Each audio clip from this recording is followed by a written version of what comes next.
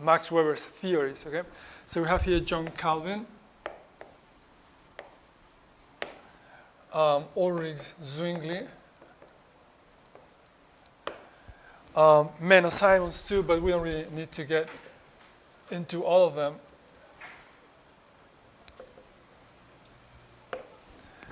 So I'll talk about Calvin more specifically. With Calvin, there is no idea of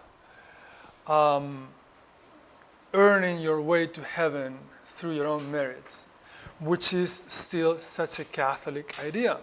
And I want to expand a little bit on this. Okay, one of the readings in Moodle is taken from a book called The Imitation of Christ, which is a classic of Christian spirituality pre-Reformation, okay, and which still today is used by many Catholic spiritual people. And in that Imitation of Christ, we read this kind of stuff. Okay, never place your whole trust and reliance in weak and mortal man, however helpful and dear to you he may be.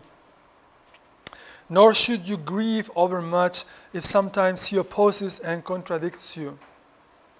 What do you seek here, since this world is not your resting place? Your true home is in heaven. Therefore remember that all things of this world are transitory. All things are passing, and you yourself with them.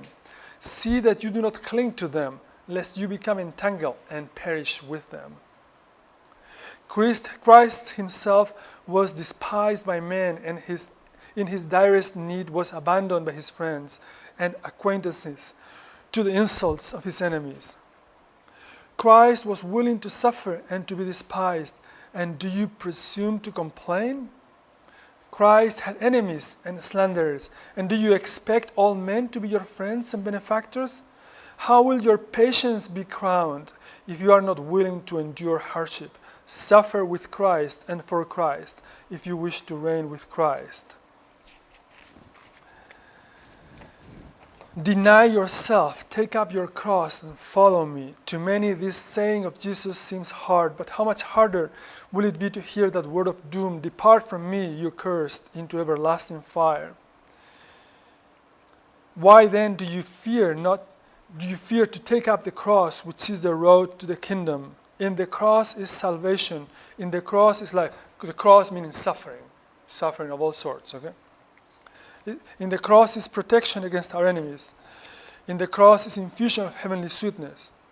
See how in the cross all things consist, and in dying on it all things depend. There is no other way to life and to true inner peace than the way of the cross and of daily self-denial. Go where you will, seek where you will find no higher way above, nor safer way below than the road of the Holy Cross.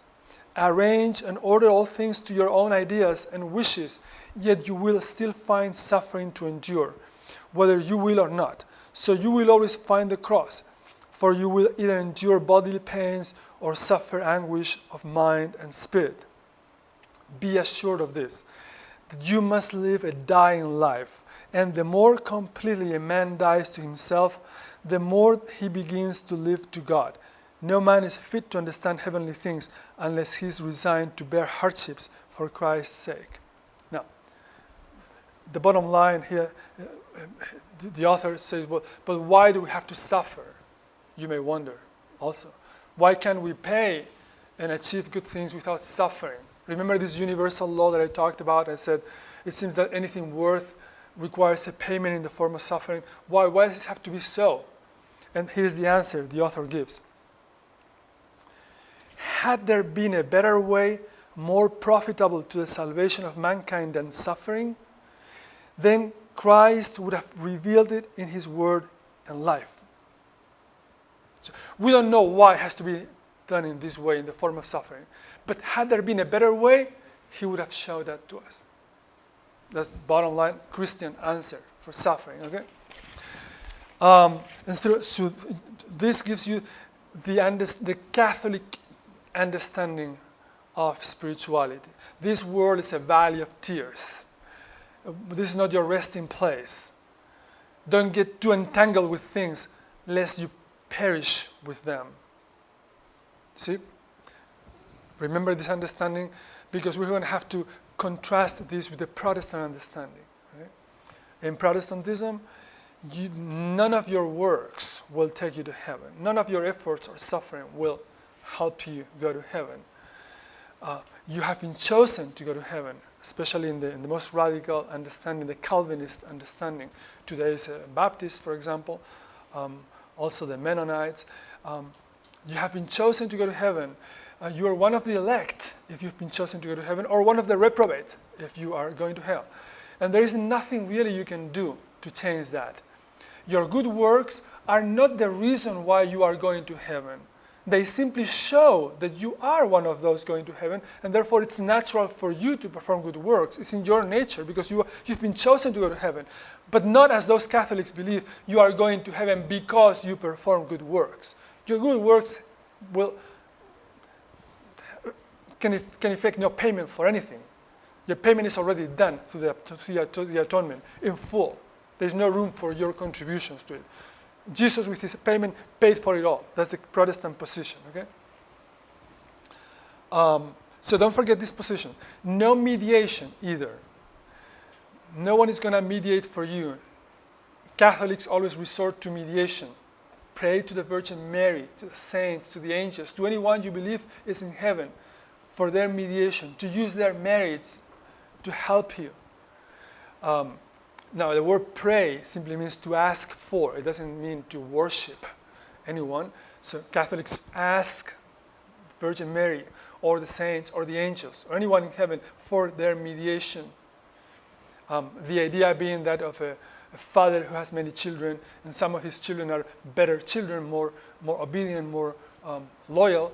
And then when those who are not so good children are in trouble, what do? They enlist the help of their mother or their brothers to get what they need from their father. Well, that's the same idea, like a big family. No mediation in Protestantism. It's just you and Jesus. And no authority to interpret the scripture for you. No pope or bishops to interpret the scripture. The principle is known as sola scriptura, only the scriptures, you and the Bible. As a result, you can have your own understanding of the Bible and start your own denomination, your own church. And that's why there are so many denominations in Protestant Christianity. You have not just the best known ones, such as Lutherans and Presbyterians or Baptists, but also little brown church in the corner, or a non-denominational group, whatever. Those are denominations, Christian denominations, Protestant denominations. Okay?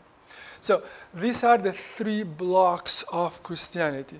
Roman Catholics, who make up the majority of Christians, about 1 billion. Then Protestants with their many denominations, and then finally Orthodox. Historically speaking, first would be Catholics, if you wish, then Orthodox, then Protestants. You may have heard some people say things like, "Oh, my friend Mary is a Catholic, but my friend John is a Protestant, or is a Christian." So opposing Catholic to Christian. Well, that shows ignorance, and that's insulting to Catholics, and that has its origin in the times when Catholics were discriminated against. And so some people would say, "Oh, well, you're not a real Christian, you're a Catholic, something else, some idolatrous Catholic," or stuff like that. But that offends Catholics. Now, the majority of people in this country are Protestant, but worldwide the majority of Christians are Catholic. But again, there is no Christian versus Catholic, but Protestants, Catholics, Orthodox, and all of them are Christian. Okay?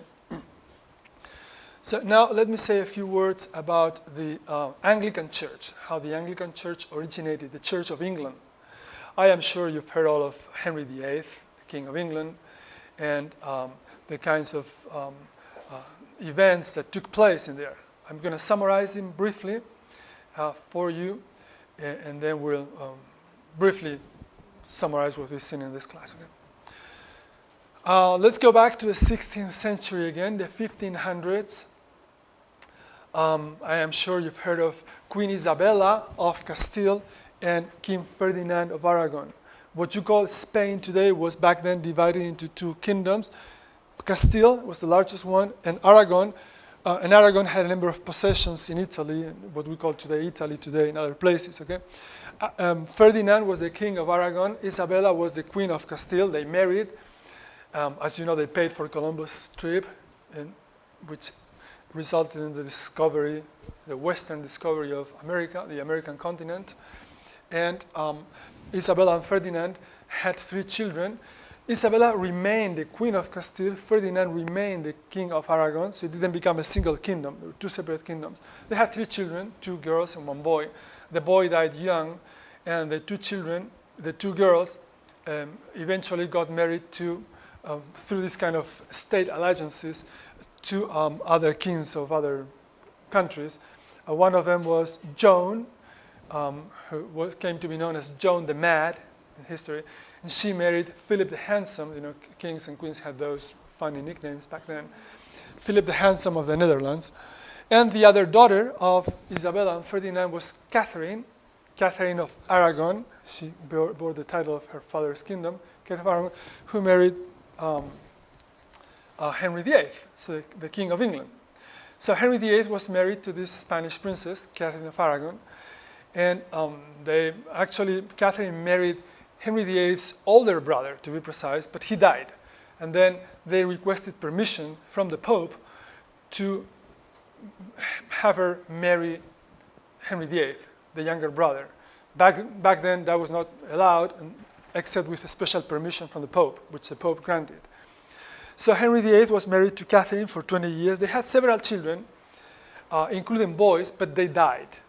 She had abortions, spontaneous abortions, and then in other cases they died young. Back then, infant mortality was just unbelievably high. Only 1 girl survived, Mary. It is said that Henry VIII wanted to have a male heir, and so he was upset he couldn't get one because only the girl survived. And in any case, he fell in love with Anne Boleyn, one of the ladies in wait at the English court.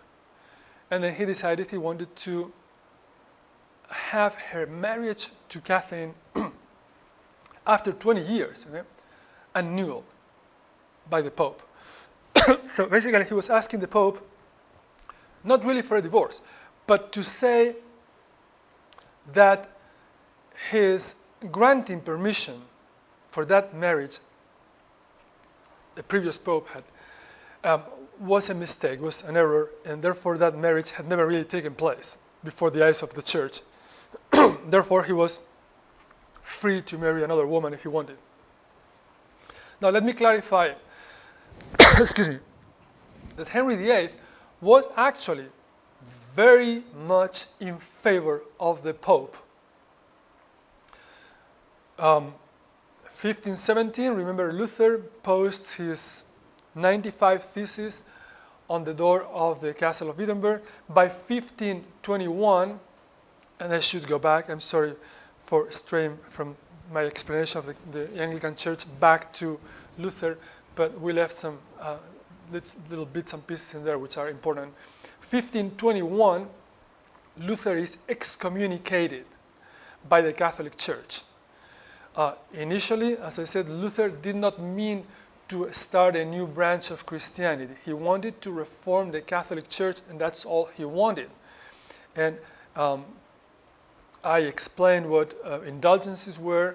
Let me make a little parenthesis here to say that Luther did not even ask the church to abolish indulgences, to end indulgences.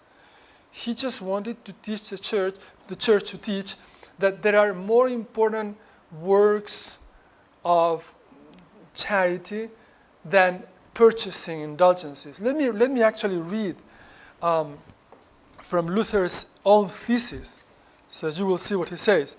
For example, in his thesis number 41, he says, "Indulgences are to be preached with caution, lest the people should suppose that they are more important than other works of charity, of Christian charity." 42, Christians must be taught that it is not the intention of the Pope that the buying of indulgences is to be regarded as comparable with works of mercy. 43, Christians are to be taught that to give to the poor or to lend to the needy is a better